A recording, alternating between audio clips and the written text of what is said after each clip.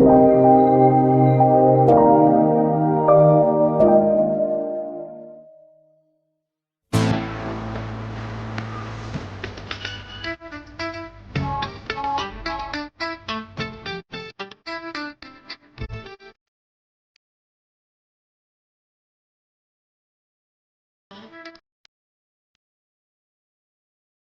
年5月20日早晨9点27分，吴秀雅右脚的袜子缩到了脚后跟的下面。秀雅的右脚在地上拧了拧，不管用，她俯下身想用手去够鞋底的袜子。哎，秀雅，走，一块开会去。好，走。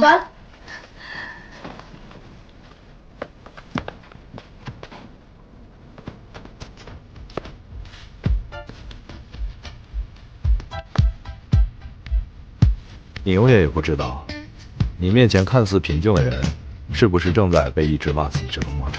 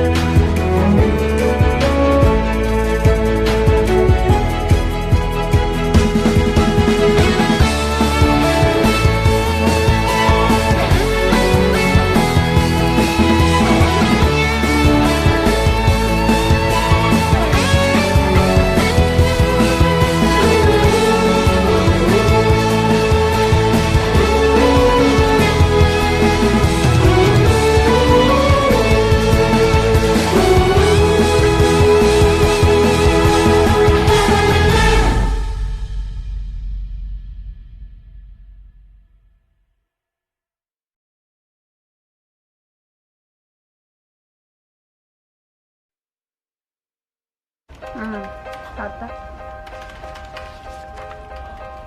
翘二郎腿是现代人最喜欢的坐姿之一，但是长期翘二郎腿会导致脊椎侧弯，引起腰间盘突出，或者导致静脉曲张，更严重的会导致下肢静脉回流异常，从而导致血栓。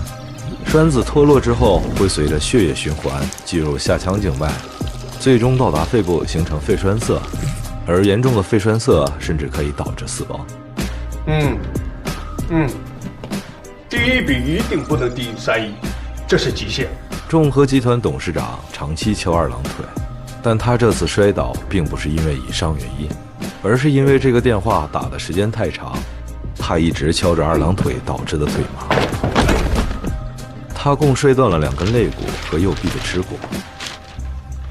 董事长住院期间，集团业绩下滑，董事长非常生气，在病房把高管训了2个多小时。我不在公司就继承不下去了吗？各位总监，大家辛苦了。但我不得不提醒大家，我对你们这几个月来的工作表现感到非常失望。众和集团内部立刻从上到下行动起来，完全忽略了整个公司的利益，强化工作作风，提高工作效率，努力打一个翻身仗，是提升品牌的价值，争取在1个季度内把下滑的业绩搞上去。在明确的目标指引下，公司各部门展开了有序竞争，公司内氛围严肃而和谐。你这么厉害，什么都负责，你怎么不当董事长？哎，你怎么说话呢？亲自你接着吵，多大岁数的人了？公平起见，这次茶饮料这项目，你们策划部、广告部分别做个模拟竞标，谁赢了这个推广谁来做。时值1年1度的员工评级考核期间，员工们一个个干劲十足，每天努力工作，久久不愿意离开公司。这个故事告诉我们，翘二郎腿不但会造成身体疾病，还会引起内卷。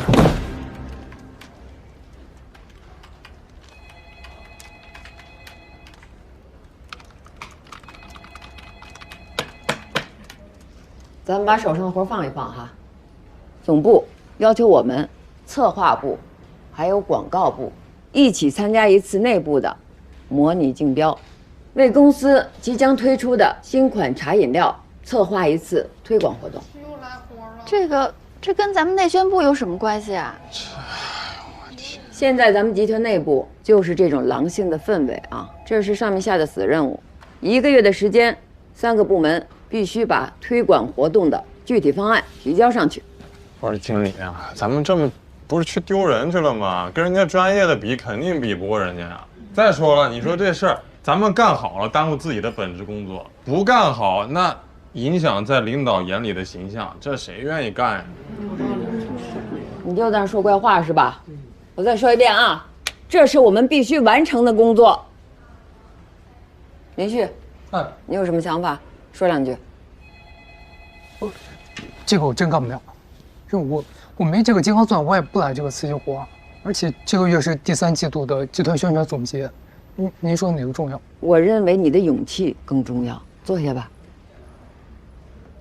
何小丽，我不行，我能力不行。那个秀雅最能干了，我投秀雅1票。我也投秀雅1票。哎，不是，你们这你1票我1票的选组长呢？啊，但是秀雅你当组长我没有意见，你工作那么积极，这活就应该你干。可是我手头有别的工作。吴秀雅，就是你了。可是人手不够，对吧？这样，我把马超、庞静还有小邹都分派给你。我说亲，我干不了。你干也得干，不干也得干，你还跟我这讨价还价？干。明天早会继续啊。经理，我还没答应。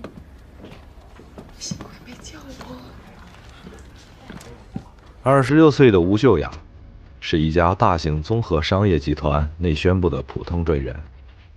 她的工作主要负责撰写和编辑企业内刊、企业内部公众号，组织员工间的企业文化互动活动。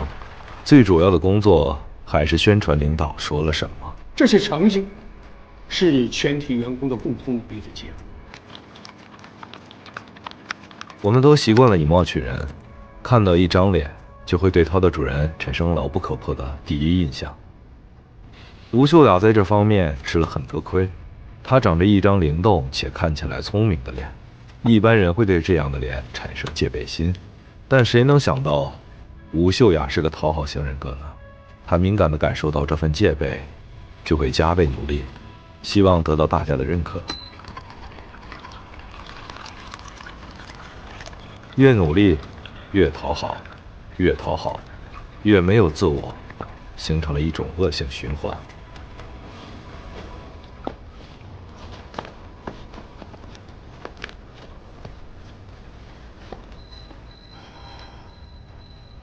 我觉得这次2组组长的人选应该就是你了。不可能，怎么不可能？你能力强，工作态度好，成绩都有目共睹。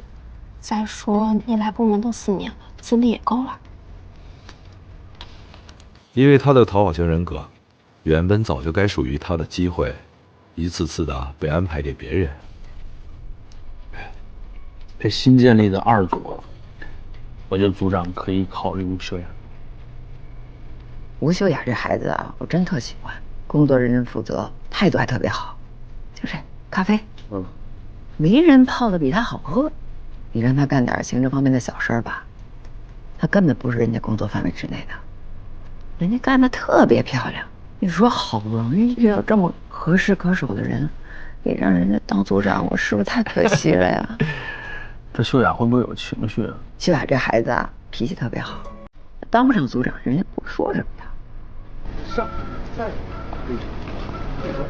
因为他的讨好型人格，原本不应该属于他的工作，也会被安排到他身上。喂，哎，你在哪儿呢？吴妈和晚报的主编要吃午饭了，让你给点个餐。我在采访秦总视察物流分公司呢，要不老马你帮个忙，帮忙点一下呗。啊，我这也忙着呢。哎呀，平时点餐不都是你来的吗？又不麻烦，有你跟我说话这功夫都点完了，赶紧的吧啊！可这也不是我的工作呀。不是，点餐我一个大老爷们儿真干不来，你快点吧啊！他们几个人啊？有什么要求吗？5个人，没要求。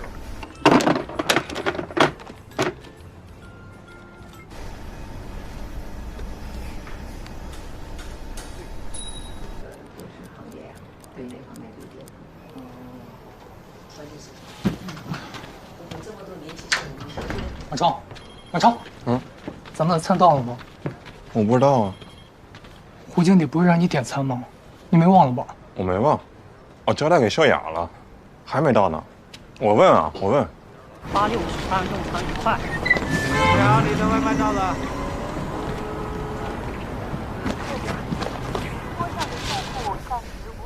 这些都是经验之谈，是吧？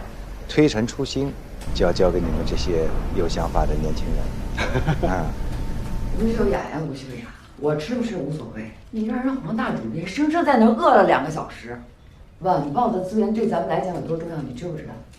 每年我们能在那晚报上多发几篇这个企业的文章，对咱们部门来讲那有多大的帮助，你知不知道？你知不知道？那是我们的业绩，懂不懂？得罪得起吗？这点小事都做不好，我将来怎么把重要的事情交给你？吴秀雅本是可以解释这个冤枉的，但是她不想因为自己的解释出卖同事马超。还有秀雅，你也要替郑浩考虑考虑，对不对？你现在是人家的女朋友了，人家那么优秀，咱们也不能差，对不对呀？行了，回去吧。好的，经理。哎，我差点忘了，我女儿的演讲稿，一会儿我发给你，你今天晚上慢慢改，明天发我就行。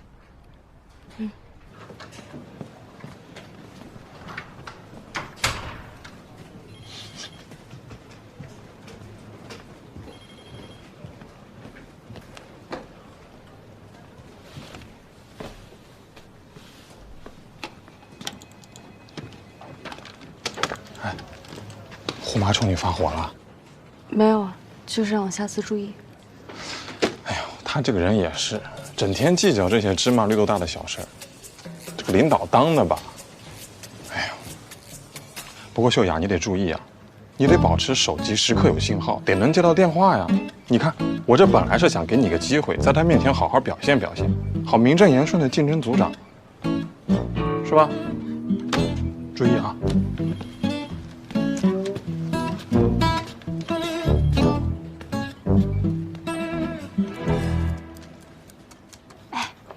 马路对面新开一家火锅，哎，我听野剧园的小王说味道可正宗的嘞，跟重庆本地的一模一样。我也听说了，我查一查啊。你能去吗？你不是说你那表填不完吗？小表妹呢？亲爱的，小丽姐，能不能帮我一个忙啊？胡总让我把咱们内宣部上半年所有文章的数据反馈都列出来，明天一早就要交。哎呀，这个 Excel 表格已经快把我搞疯掉了，这个我真的搞不定，弄一晚上都搞不定，求求你了。我今天还得把秦总视察的采访稿写好。但这个表格关系到我们内宣部的业绩考察呀，你要是不帮我的话，明天早上我交不了，胡总怪罪下来，我们整个部门都要受牵连的。我这个人的事小，这集体的事大呀。吴秀雅觉得很无奈，原本是求自己帮忙，但是听起来却成了如果不帮他，就要连累整个部门，又成了自己的错。那你发给我吧，我就知道你会帮我的。这个对你来说不就是小菜一碟吗？其实也不是，我弄这个也是要花很多时间的。我明白，我明白，所以我说我搞不定嘛。你心最好了，那天他们还说你怎么能找到这么好的男朋友？我说这有什么奇怪的呀？人秀雅一看未来就是贤妻良母，这么善良，郑浩肯定特别喜欢你。可不，谁娶了秀雅谁有福气。胡经理和何小丽分别提到的郑浩，就是吴秀雅的男朋友。郑浩今年28岁，是集团里公认的最有前途的青年才俊。如果贵公司要自己研发的话，我想至少也不会低于60万。合作愉快，合作愉快啊！郑浩是市场部业绩最突出的年轻人，是连续3年的全公司销售冠军。郑浩给董事长留下了深刻的印象，他也成为了市场部最年轻的副总监。集团内部一直传说，郑浩今年就有希望升为最年轻的总监，不出3年，他就会被提升为集团副总裁。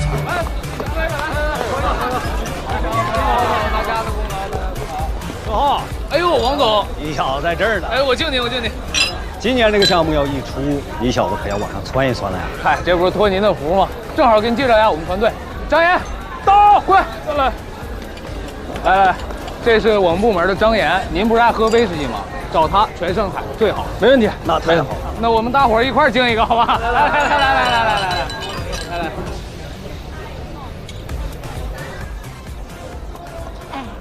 浩哥那女朋友你们看到了吧？看到了，感觉差点意思，一直站在那也不说话，像个花瓶一样。对，也不知道浩哥看上他哪。哎，我听咱们部门磊子说，郑浩说他这个女朋友特别适合娶回家做老婆。哦，这样。哎，不是，现在的2015年了，怎么男人娶老婆的标准还是一成不变？对呀，永远都是那个词儿，一世一家。像咱们这种太优秀的，还不如人傻白甜好些。对呀，我们还没男朋友呢。你俩谈了快2年了吧？打算啥时候结婚啊？我们还没讨论过这个问题呢。没讨论归没讨论，但现在就得规划起来了呀。得先去医院检查，还得弄牙齿，还得补充叶酸、DHA， 还有各种维生素，可多事情，可复杂了。我可有经验。人家现在有机会当组长的呀，你这个干什么？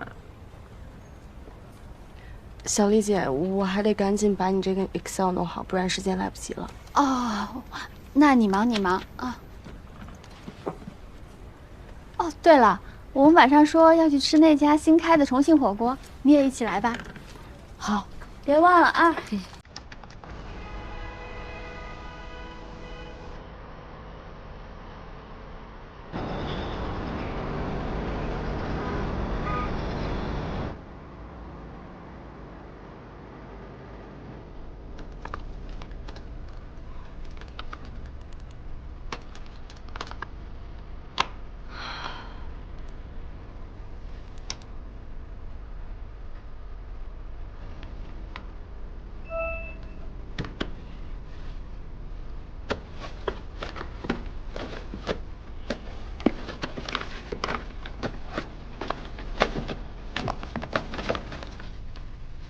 对了，我们晚上说要去吃那家新开的重庆火锅，你也一起来吧。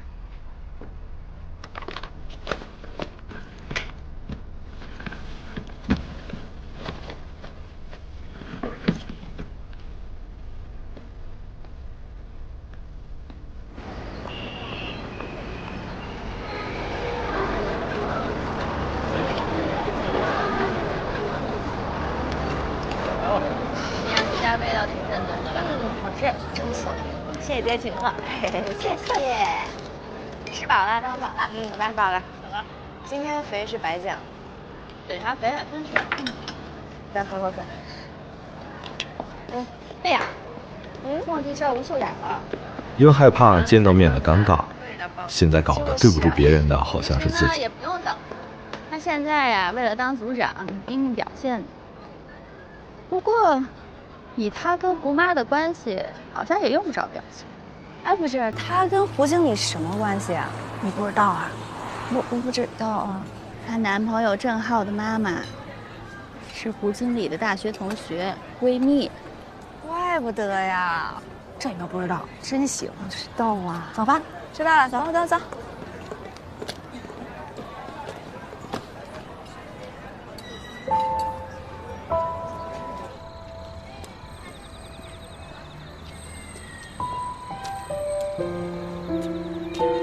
明明自己是凭本事干活，明明自己很努力，还帮助了别人，可就因为领导是男朋友妈妈的闺蜜，所有的人就只愿意相信潜规则，而看不见秀雅的努力了。秀雅心里十分委屈，她知道那些人本质上是在利用她和欺负她，可是她没法揭穿，一旦说出来，就会陷入无尽的解释和冲突中。于是她愈发的想要好好表现，想来证明自己不是关系户。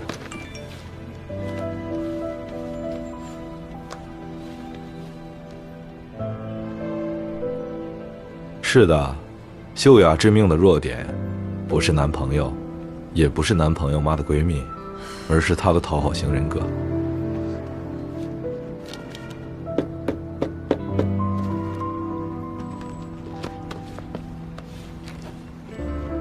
秀雅记忆中自己也曾有过这样旁若无人的瞬间。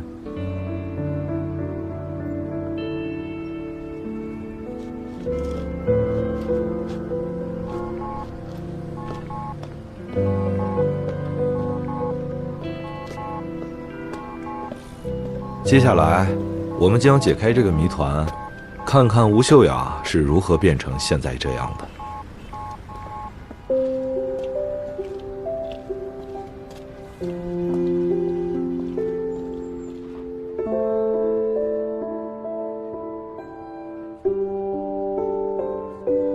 It's a long, long way to go. It's a long way down the road. I spent long, long night to find what is really up here inside. There are seas of stars above me, above you, with thousands of miles from here, from you. It's a long, long way to home. Such a long 到了啊，就这楼啊。 I spent long, long nights to search. But how long will I return? 3楼。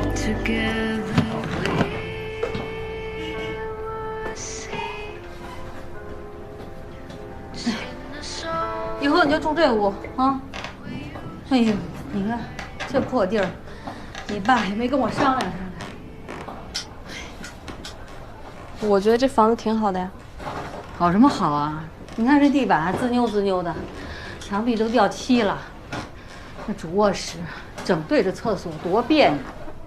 要不重新装修一下，可以把我这个房间的墙刷成红色的。我一直特别想要天使艾米丽那种屋子。 行了，还不知道住多长时间呢，没准过一段时间又搬了，又不是自己的房子，还装修，凑合凑合得了。嗯，为什么非得凑合呀？我好不容易才适应深圳，怎么就不能留在深圳，不跟着我爸一起搬过来吗？不跟着你爸过来，谁照顾他呀？他一个大活人，结婚之前不也没把自己过死吗？为什么结婚之后就残疾了？结婚之后啊，就必须得要人照顾了。 你要是活着只剩下照顾他，那你活得真是太没自我。哎呀，自我！你小孩子家的，懂什么自我呀？我要是不照顾你爸，你们爷儿俩，你们吴家人指不定怎么说我。你都不知道，刚结婚那会儿我不会做饭，你看看你姑姑说我。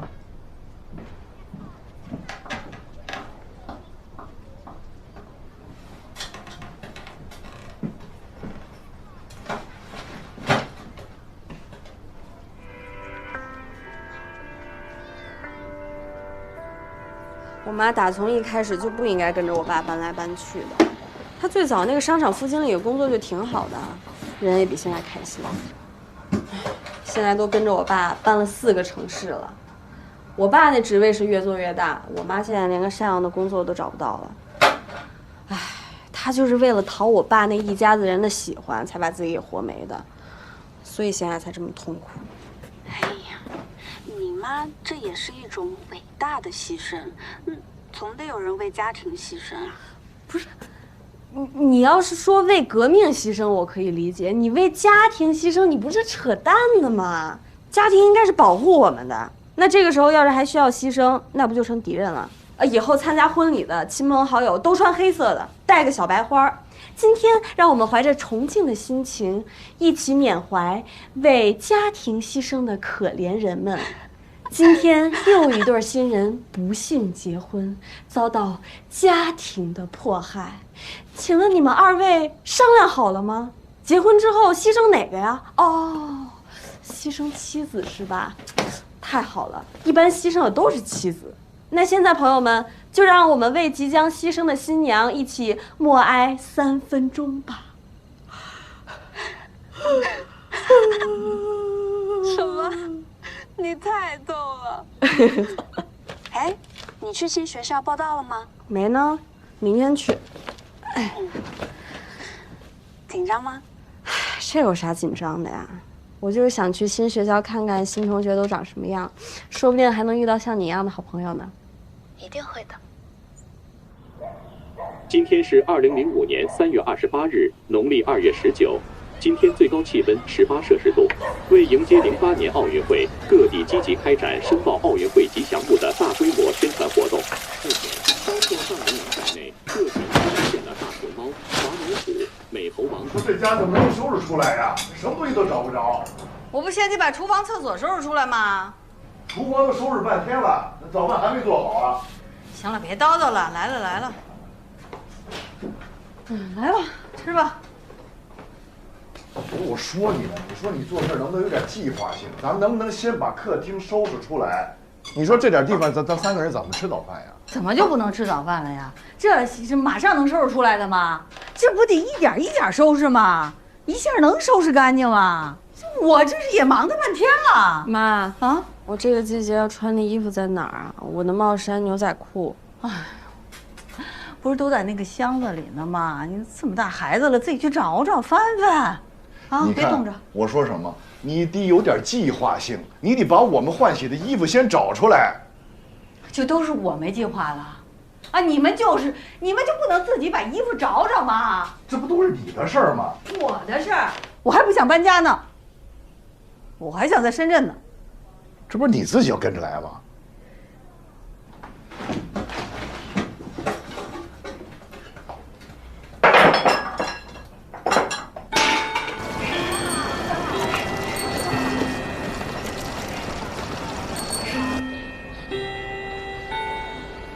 你得有点心理准备，因为咱们班是尖子班嘛，所以学习任务可能会比较重。不过咱们同学人都不错，我相信你们会处得很融洽的。然后有什么事儿随时跟我说，好吧？我去，新来的吧，彪哥？长得什么样呀？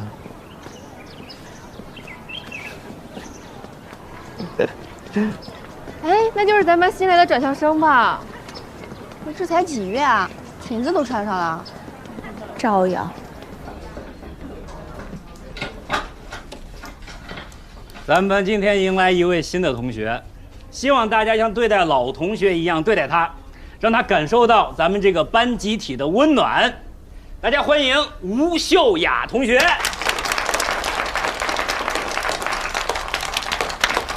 王子豪，你去最后一排跟张扬一起坐。啊？为什么又把我调到张扬旁边啊？我还不想跟你一块坐呢。老师，可以让新来的同学和我一起坐。你俩哪儿那么多废话？赶紧过去坐坐，快点，快点，坐，快点！坐了，兄弟。哎，你坐在班长石野旁边。谢谢老师。没事。班长，多帮助新来的同学，让他尽快适应环境。好的。行，那咱们上课。翻开课本第78页。咱们这节课呢，接着讲空间几何体。哎，你看那个去了吗？我让月如，你呢？明明是灵儿先和逍遥在一起的，凭什么被月如抢走？那爱情哪有什么先来后到啊？那是因为李逍遥失忆了，要不然哪轮到他？才不是！我也喜欢林月如，我觉得她特别酷，是吧？哎，你看到他死的那集了吗？潘倩、刘方阳，你们过来。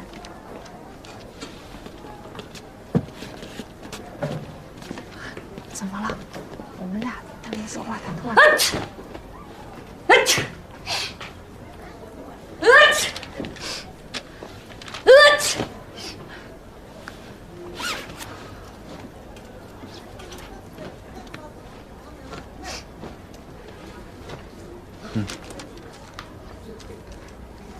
谢谢班长。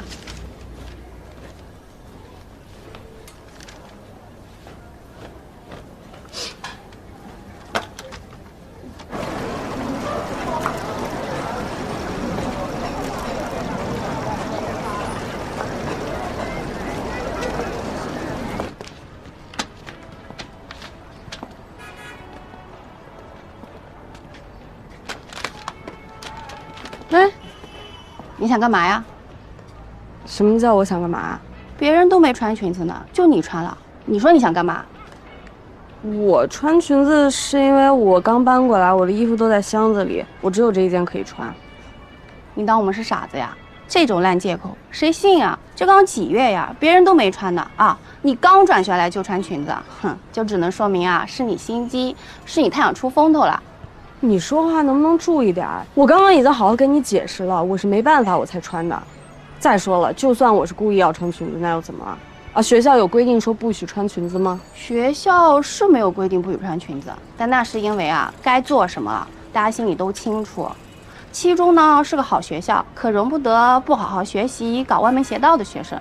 我警告你啊，七中的水很深的，你刚转学来，不要总惦记着出风头。明天你不许穿裙子了。还有啊，明天你去找一下老师，主动要求换一下座位。我为什么要换座位啊？因为方露不想你坐班长旁边。你别废话。你刚才说七中是好学校，容不下搞邪门歪道的学生。那你们这算不算搞邪门歪道啊？你自相矛盾，你知道吗？还有啊，我想穿什么就穿什么，别人管不着。座位是老师安排的，如果方露有什么不满意的，他可以找老师去反映啊。老师，你能给那个新来的同学换一个座位吗？为什么？因为我想坐班长旁边。你看老师到时候怎么说？他们都说什么了？就是说我今天穿裙子是故意出风头，说可难听了，还让我以后都不许穿裙子。这也太过分了吧！就是啊，反正我听那意思大概就是班主任今天把我安排坐在了班长旁边，然后方露又想坐班长旁边，所以就看我不顺眼。不过班长人还挺好的，今天看我凉，还把衣服借给我穿。那班长给你衣服的时候，你没拒绝一下？我是犹豫了一下，我想着毕竟男女有别。不过我一看那帮女生的那个表情，我这气儿一下就上来了。不是，凭什么他们让我换衣服我就得换衣服，他们让我换座位我就得换座位啊？必须得学会跟这帮人说不，不然他们以后更蹬鼻子上脸。哦，本来今天下午我已经拿到新校服了，但听那个女生这么一说，我还就偏要穿裙子了。你不是说现在穿裙子还凉吗？也搞不懂你到底是聪明还是傻。那我要不穿，我不就变成认怂了吗？那你以后跟这些女生的关系会越来越差。差就差吧，人总不能靠讨好别人活着吧。我才不要活成像我妈那样，多委屈啊！妈，我红裙子呢？妈，哎，我红裙子呢？我洗了，在洗衣机里。啊？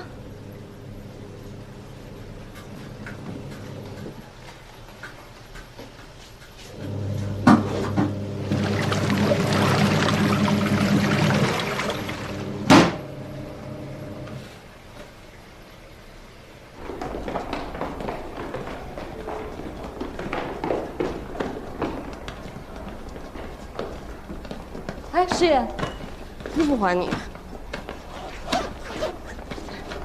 是你啊，没穿裙子，我差点没认出来。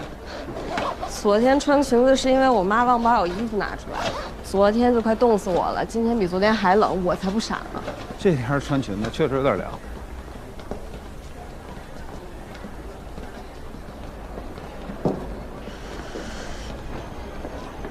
你不凉吗？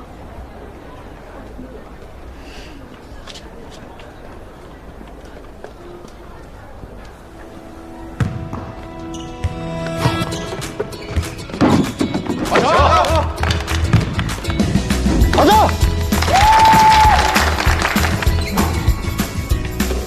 球！兄弟们，我不打了啊！我回教室了，我得回去补作业。那我们少人啊，这。哎，带我一个呗。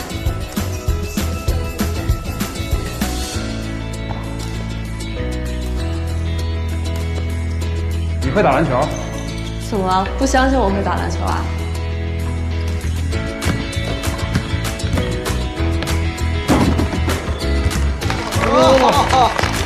来吧，来吧，把衣服给他。行，给，拿我走了啊！你跟我们队啊？行，好了，来吧。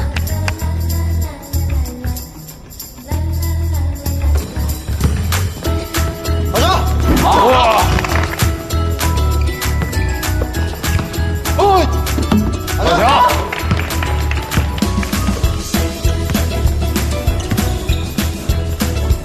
哇 ！Yes。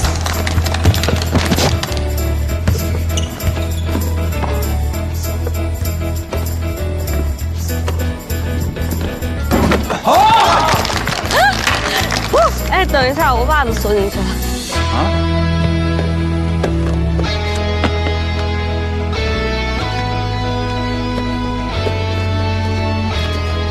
没看出来，你还挺喜欢打篮球。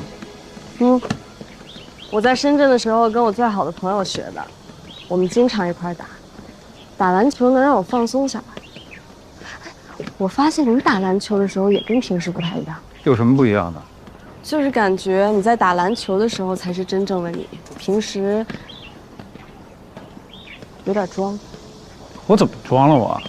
装好学生呗！你看你那铅笔削的那么整齐，还有你这衣服穿的，哎呦！我也不喜欢这样，都是我妈让。我听说了，你妈是我们学校教导主任。我看看，还行，还有救，有点反骨，不过也不多，你可以多向我学习学习。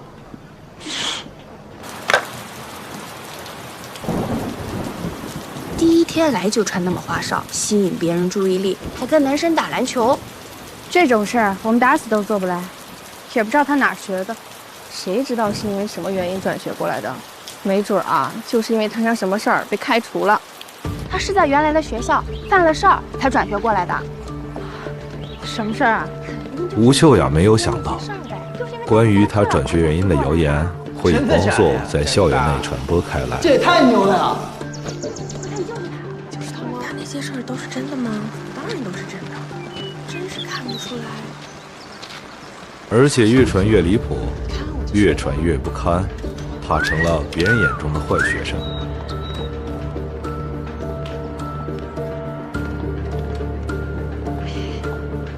哎，方璐，正好你帮我通知一下咱们同学，就周六一早那个运动会入场式的排练，咱们取消了，不用去体育场集合了。你让大家上午8点到高中部小礼堂门口集合，听省高考状元的报告。好。那个务必把每个人都通知到啊。好。对。花箭头。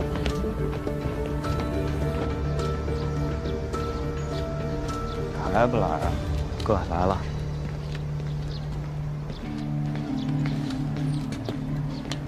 陆，吃根香蕉呗。别烦我，再烦我找人收拾你。不是你给我面子啊！我请你吃饭。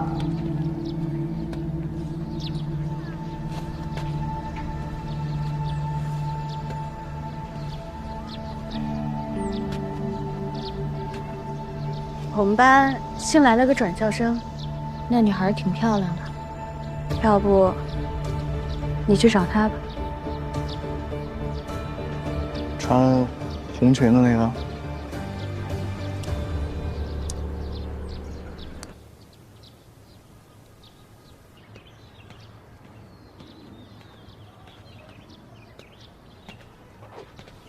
吴秀雅并不知道更改集会地点的事，方璐打电话通知了全班同学，唯独没有告诉她。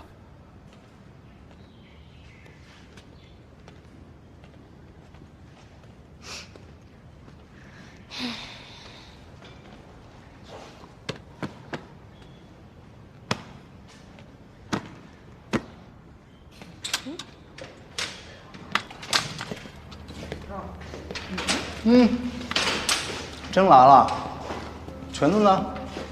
你谁？高三七班，毛标，叫我们没？这都不知道啊？哼，我又不认识你，交什么朋友？这不就认识了吗？走，咱们去录像厅看看片儿，去 KTV 唱歌也行。冯小娟到，韩丽雅到，方璐到，吴秀雅。吴秀雅，吴秀雅，放开我啊！救命啊！救命啊！哎，干什么呢？放开他！你们干什么呢？你们小屁孩，没你事儿啊，给我滚！他是我们班同学，怎么就没我事儿了？别惹麻烦啊！我可告老师了！你小屁孩，你给我滚一边去！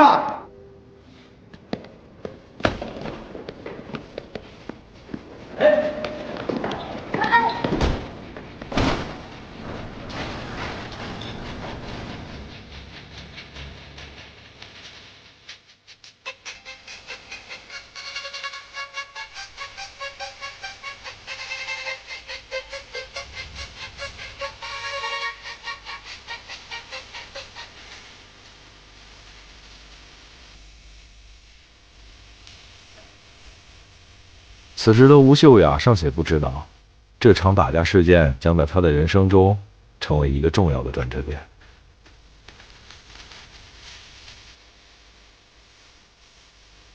哎，同学处分。哎，不是老师新转来那个吗？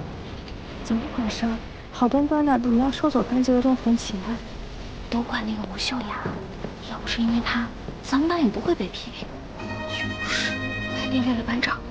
我花多少钱把你转到七中，你就这么回报我？你让我脸往哪儿搁呀？女孩子家，你不学好呢你啊？你跟着男生鬼混，你还要不要脸了？我没有。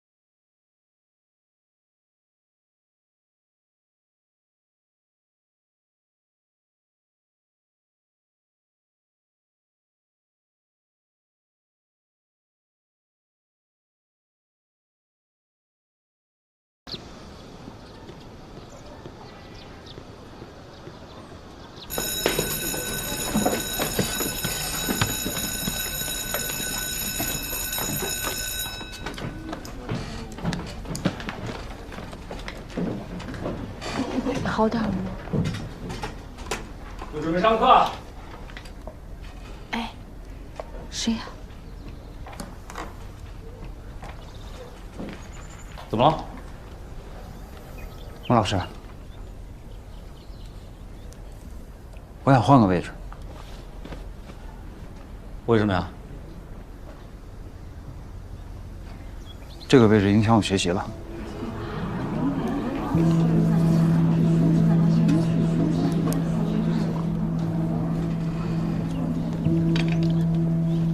你先坐，先上课。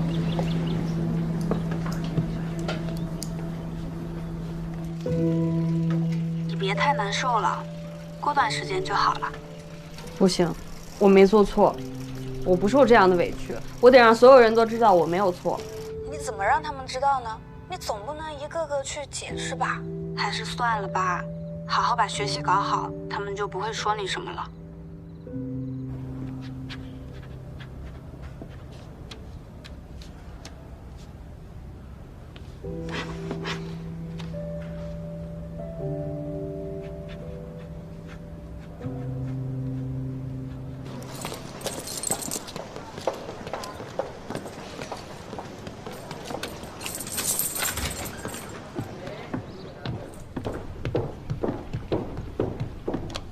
你坐那儿。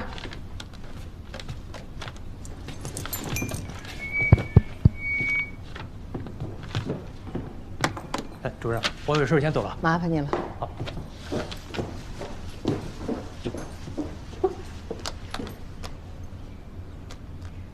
老师们、同学们，3天前，我们学校发生了一起学生打架事件。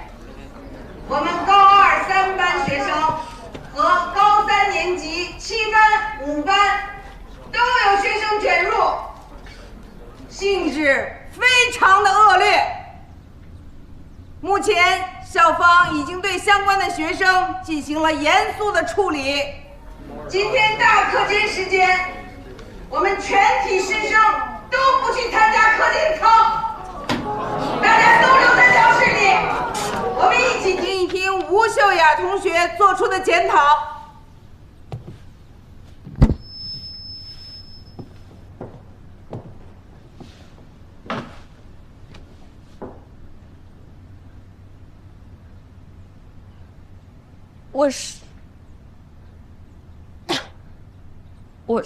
我是高2、3班的吴秀雅。4月17日。因为我擅自脱离班集体活动，导致我班班长石野和高3学长毛彪发生冲突，对校风校纪、班级荣誉造成了严重的伤害。我在这里向全校同学和老师做出深刻的检讨。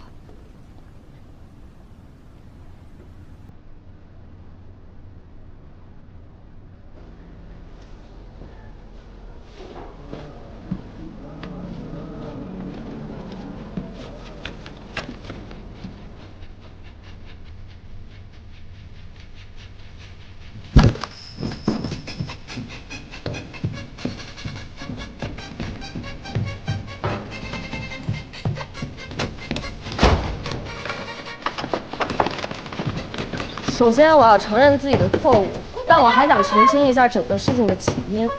因为学校里都在传他俩打架是因为我去体育馆呢，是因为我没有接到彩排取消的通知，但老师不听我解释，就说他俩打架全都因我而起。不是，什么叫全都因我而起啊？咋的？我是闹钟啊？哦，毛彪确实是因我而起，8点就在体育馆等我了。8点呀，我就没见过起这么早的混混。我非常感谢我的同桌石野，在关键时刻出现救了我。但我没想到的是，他第2天就要求换座位，还找了个借口说啊，这个座位影响我的学习啦。座位还能影响你学习？你学习还看风水啊？我看你妈不是老师，是个法师吧？安静，安静。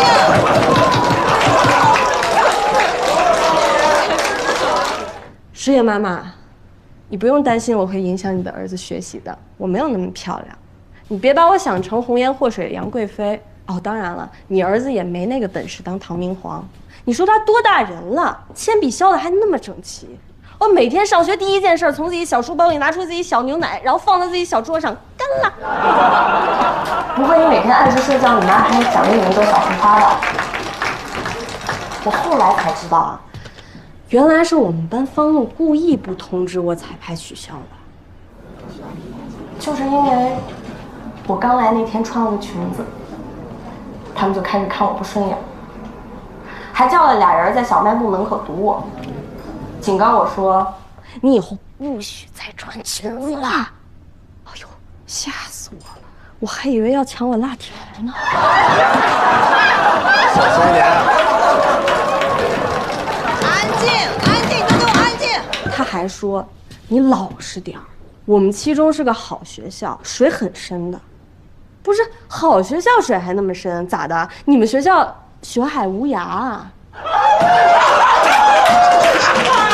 但这些陆老师都不管，他就觉得这都是我的问题，是因为我不团结同学。你早说穿裙子会被欺负呀，那我就不穿了。你就应该写在校规里。反正我现在终于知道为什么我穿裙子会被欺负了，因为你们这么多人都穿一条裤子。我以后一定主动团结同学，向方路同学学习。老师布置的任务，一般人都是在班里通知一下就行了。方路同学不一样，方路同学一定要回家，不惜浪费电话费，一个一个打电话给同学通知，通知了全班同学，连高年级的毛标都通知了，甚至都不是一个年级的。方路同学一定特别受他们欢迎。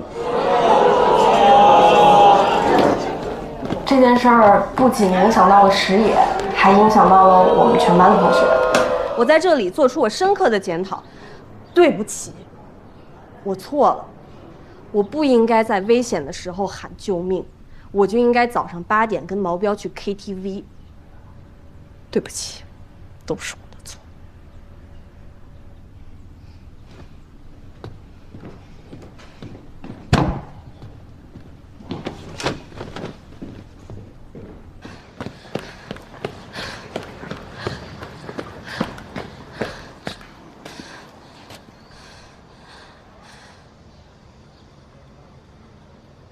你想过说完这些之后会怎么样吗？我就是要把自己的真心话都说出来，我不在乎别人怎么想。被你这么造谣污蔑之后，我还怎么做人？我又没有造谣。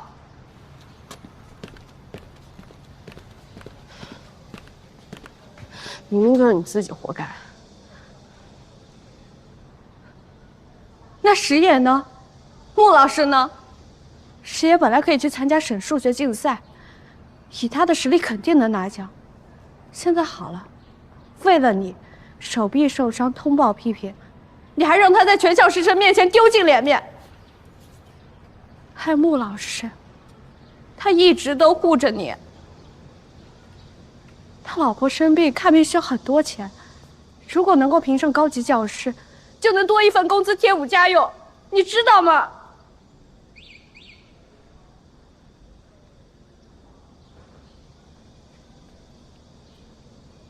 你什么都不知道，就为了自己的一时痛快，你把所有的人都给害了。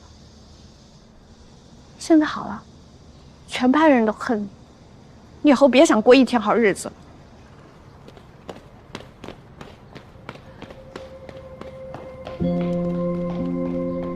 当着全校师生的面，在校广播室里拿着个大喇叭，想胡说什么就胡说什么，这有没有家教啊？是，我没有责任。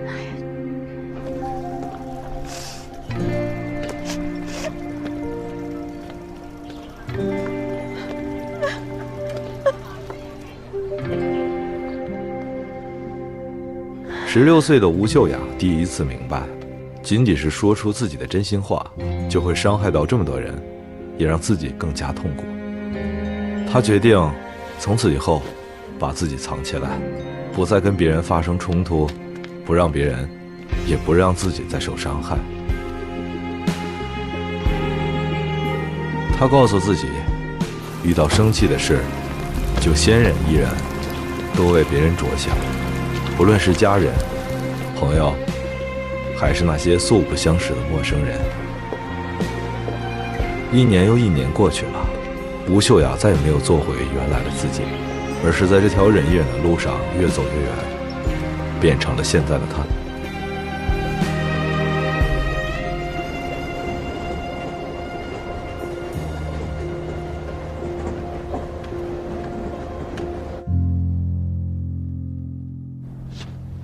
2005年4月7日中午1点15分，吴秀雅的袜子缩到了脚后跟下。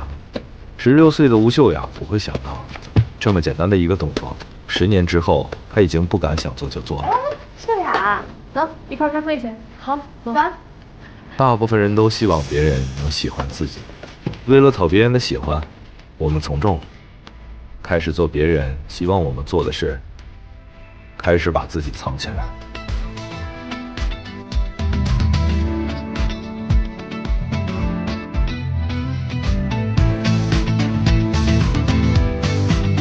做自己，别人就真的不会喜欢你了吗？